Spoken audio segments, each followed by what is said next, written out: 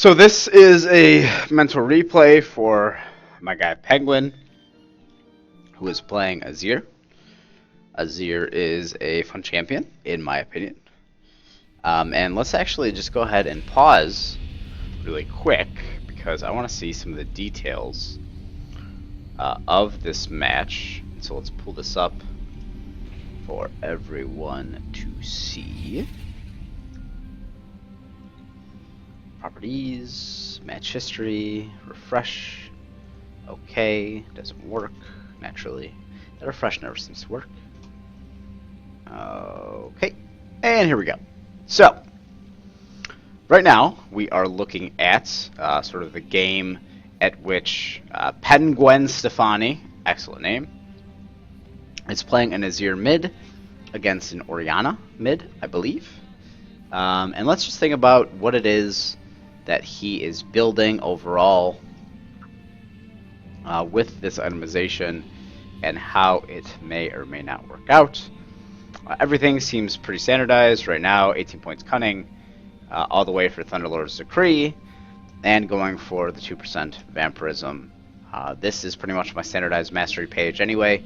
For runes, flat AP, quintessences, magic pen, marks, flat armor, mana regen, which is an interesting decision. I think it's pretty neat. And then scaling, cooldown reduction per level. So overall, I think this looks pretty standard. The mana regen is fine, I think. So let's go ahead and sort of hop into the game right here, because everything seems to make sense.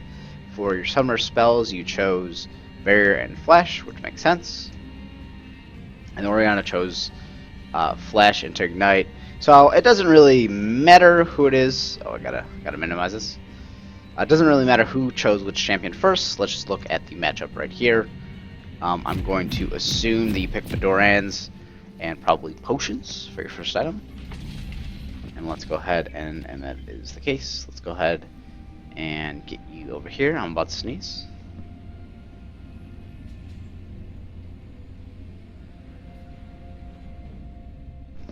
Excuse me. Is there any one part of the game, PenGwen, that you want me to look at? Whether it be sort of the early game and the trading within the laning phase, or do you want me to look at team fights or the late game? The game goes for 28 minutes, so it's not that long of a game for us to look at. But per usual, I just want to look at a couple of specific instances and see what it is that we can surmise from that. A summoner has reconnected. Sneeze of a lifetime. Early game. So with the early game with Azir, you're sort of forced to pick your Guardians, your Arise, your W. The very first thing, and this is something that was brought up by Opdo, who is sort of or Apdo, who's sort of like the Korean solo queue god, who I think is banned for Elo boosting or selling counts, whatever it is. He said the individual who attacks the minion first is the one who often loses the lane, just because of the way that the minions push. But we also know that Korean solo queue and Korean style in general is that the jungler just sits and tries to kill mid lane. So we're just looking here. We see that you bring out your little dude, you rise, hello Sand Soldier, and you're actually waiting. You secure the CS, and at this point in the game, you are the best CSer that I've ever seen in all of the mentoring. You're actually able to pick up all of these at the cost of Orianna being able to auto attack you. Unfortunately for Orianna, you have 3 minions who are just absolutely throwing the little magical balls at them, and when you finally are able to arise, you actually proc your own Thunderlords. So this is actually a bad trade for Orianna overall. Neither of you seems to be really in the position to go for the kill. Orianna definitely has Ignite, and both of you are going for the level 2 really quickly, plus the potion. Now, this is a thing that I would be very... Let's rewind this a little bit.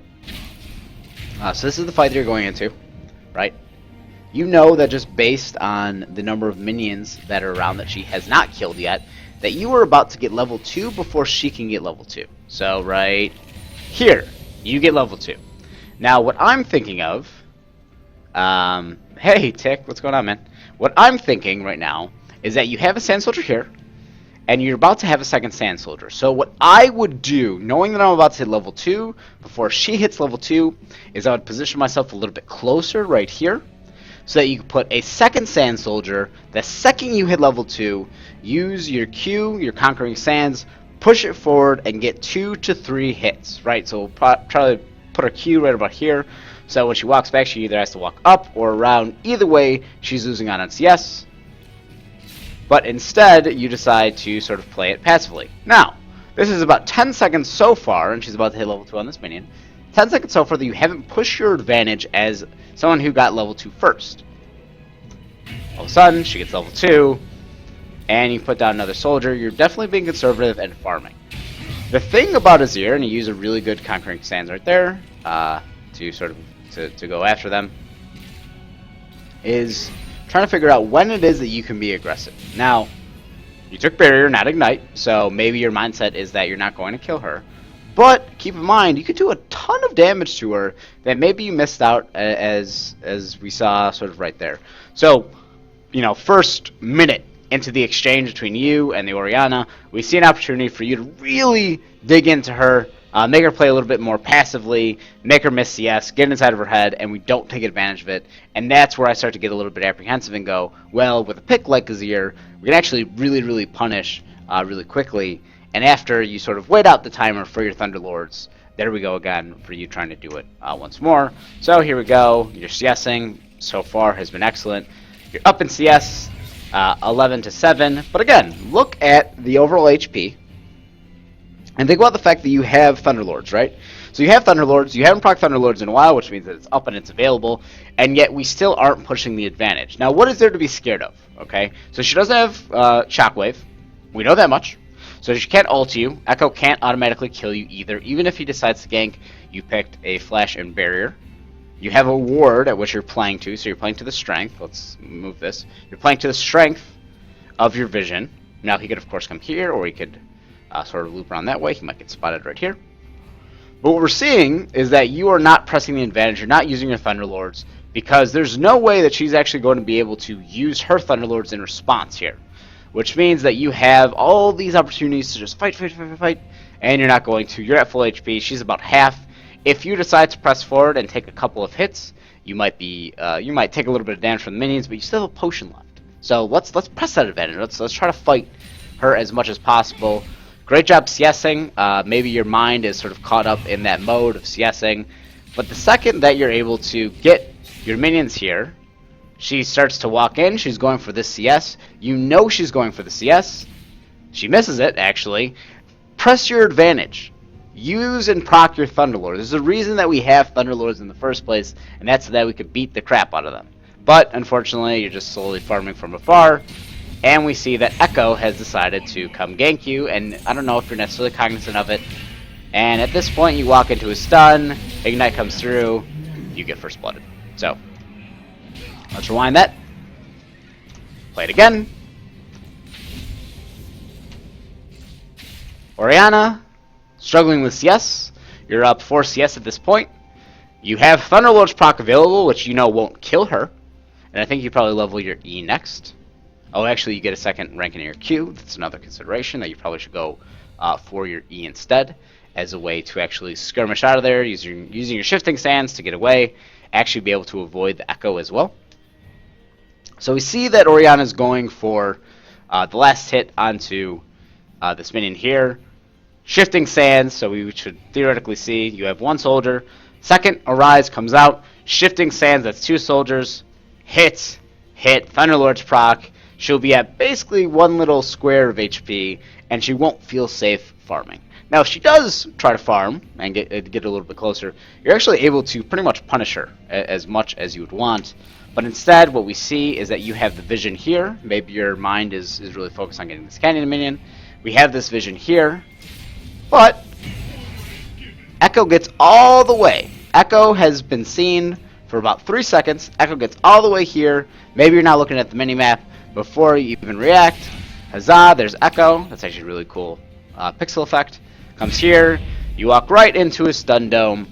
Orianna, who pretty much has been forced to farm as conservatively as possible, is able to actually use her abilities, hit you with her ball, auto attack, W, ignite, and actually she doesn't even need to ignite. So with the Thunderlords there, all of a sudden we are dead. I tunnel, and you say, I tunnel on CS a lot, that's why my weapon awareness is horrible. What's the rule when you're driving? I don't remember the exact rule, I'm not trying to be a jokester, but there's a rule when you're driving a car, that you're supposed to look at the rear view mirror and you're supposed to look at the side mirrors X amount of times, either per minute, I think it is, per 30 seconds. I do this instinctively, right? When you're driving a lot, you sort of just casually, your eyes go up and down and to the sides, try to see where you are, mostly trying to see if you're about to get pulled over by police officers, but that's neither here nor there. So when you're sitting around, right, and you're looking, the one thing that you want to think of is, and I accidentally built that, is where am I on the map, and am I in the lane a little bit too far? So imagine, let's draw a line, right? This little crack, it's not quite center, and that kind of bothers me.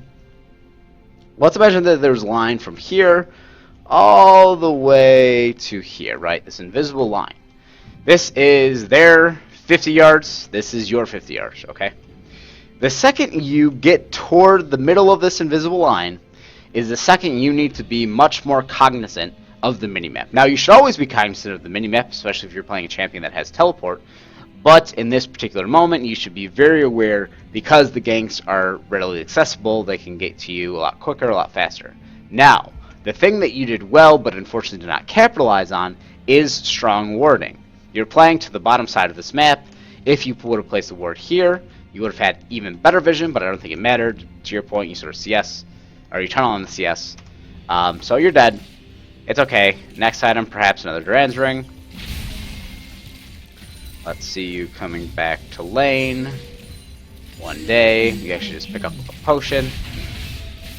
At this point, you know what that goes saying in chat, right? That goes saying, oh, this team's so noob. We're going to own them. GG. Fed monkeys. Anyway, so we're back in lane. We're seeing that Orianna is kind of hanging around, but we're going to assume that she's going to go back, and she doesn't. So if I was doing a replay, yours don't know what you mean by 50 yards. Whatever the metric is, X number of meters away. You're driving a vehicle, there's specific space, okay? At this point, if I were to be coaching the Orianna, the first thing I would say is you should have backed after you killed because you would have been able to pick up a new item.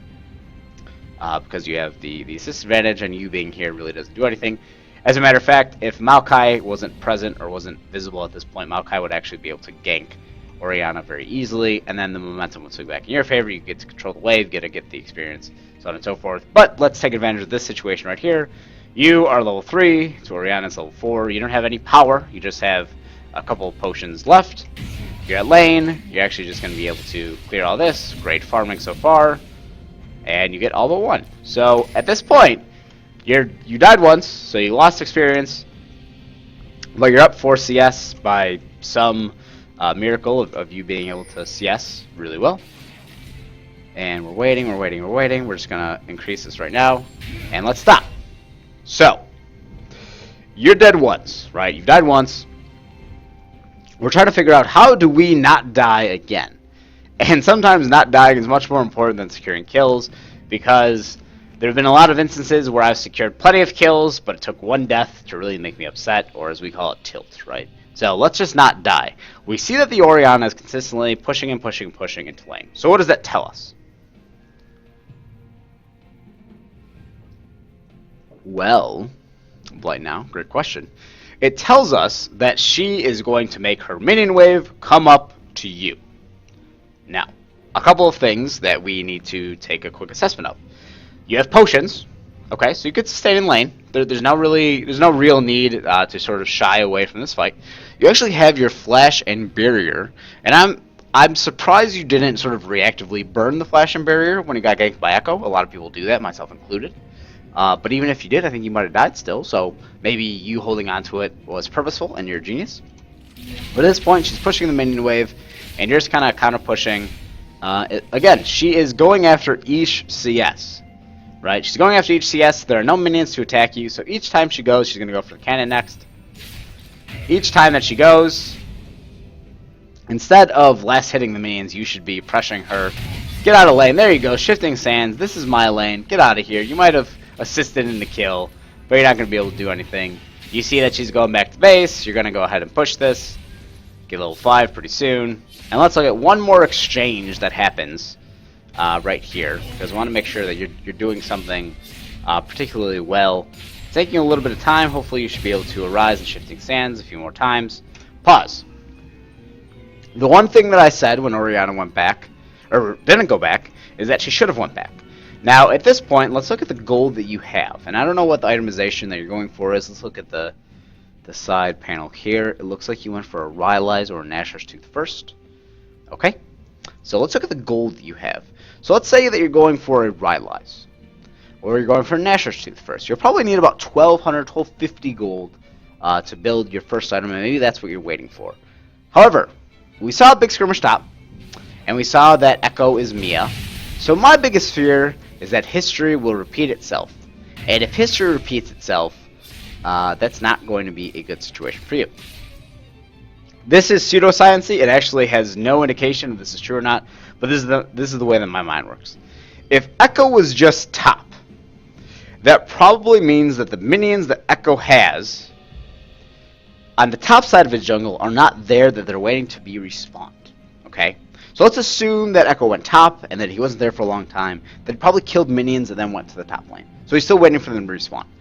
Most of the time, your jungler or a jungler will go ahead and clear the camp that has minions first, use one of the 2 smite stacks that they might have, and then choose to gank. So your decision to ward top is not a bad decision, but I would always ward it to the opposite side of where they previously were, assuming that they were forced to go back. If they were top side, perfectly full health, and then they disappear out of nowhere, I would absolutely ward top side. But we know that they were low, they went back, this is the information that we have. All of a sudden, we're just starting to see you sort of farm from afar.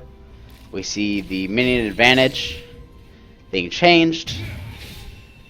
Again, you have Thunderlords, but you're not proccing it at all. You're low on mana, which is a little bit concerning. And Echo comes to gank you again. No success.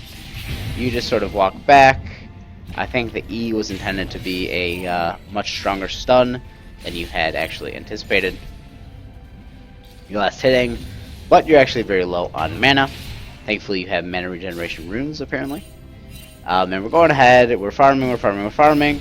It looks as though... Let's rewind that. So you are level 5. And Orianna, because you were pushed out of lane and killed early on, is level 6. So Orianna is level 6 right now. You are level 5. What abilities do you have? Well, you have your Flash and Barrier. What potions do you have? Oh, you have 1 Biscuit.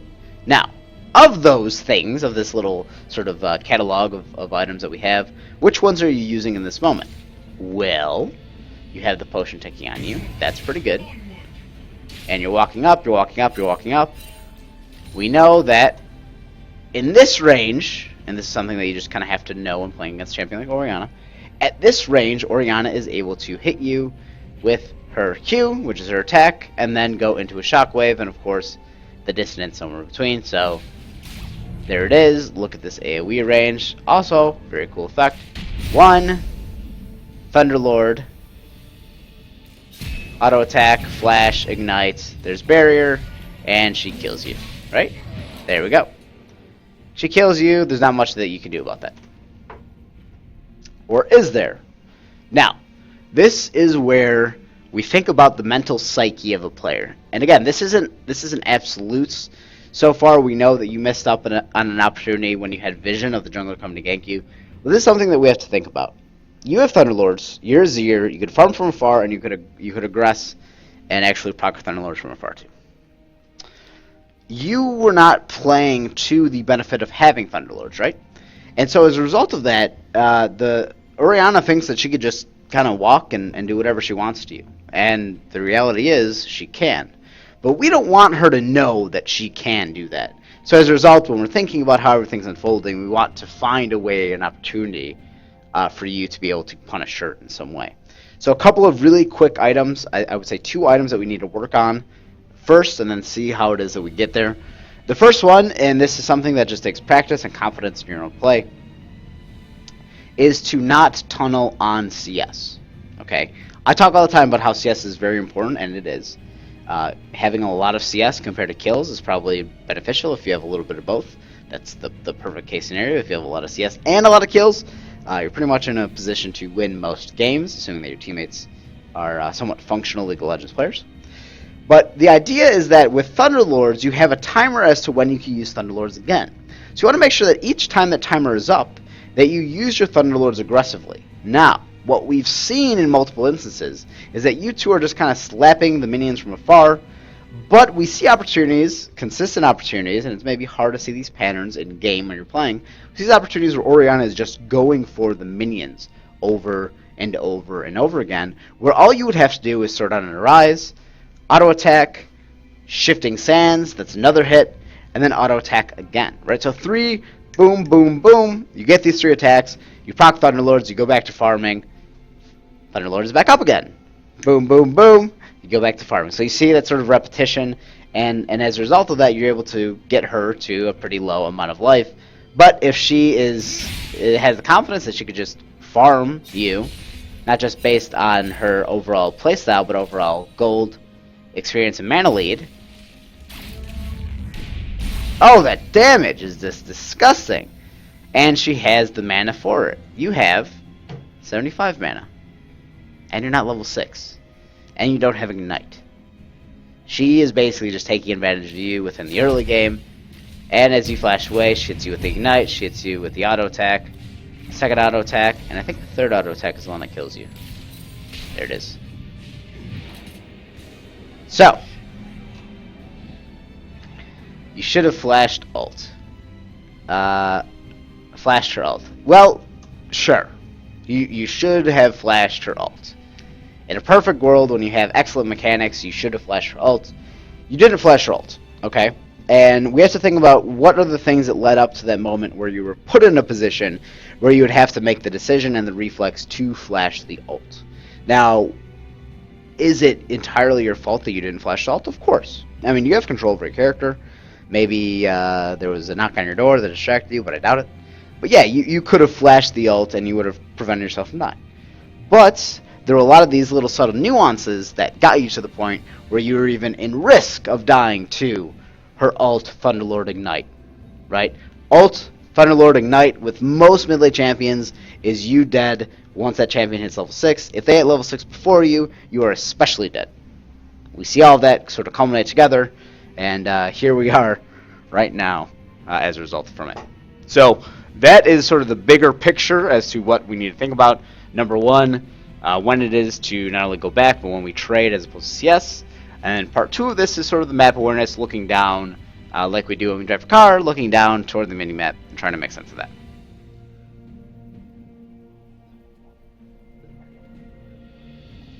Overall, I give you a 9.5 out of 10.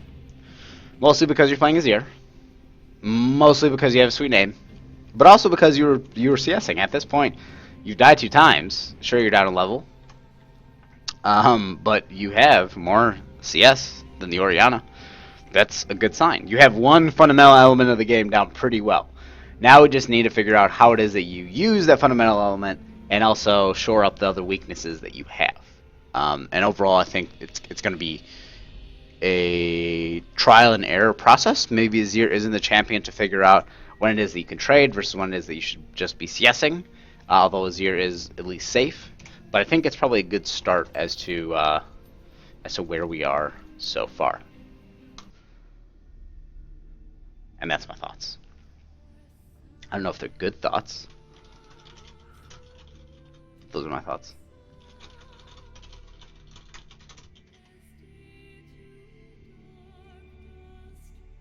Gotta relog League of Legends.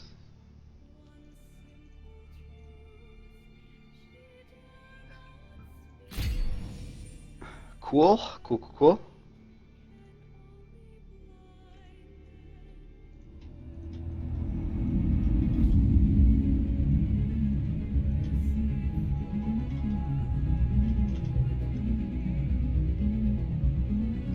Yeah, I mean, there are definitely things that you're not as aware of when you're playing. And that's just sort of the nature of the beast. There are some things that are going to make more sense once you're actually there and practicing them. If it's just like you actually reminding yourself, I need to be more aggressive. I need to be able to use Thunderlords every time it's up. Those are things that you could be a little bit more cognizant of. And you say, also, I swap my CDR per level for flat MR since I can build Morels viably on him with Nashers. Yeah, I think the scaling MR or the scaling CDR isn't the best option as well, just because Nashers is 20% right there. Morels is another 20% if you want those two to be your CDR items.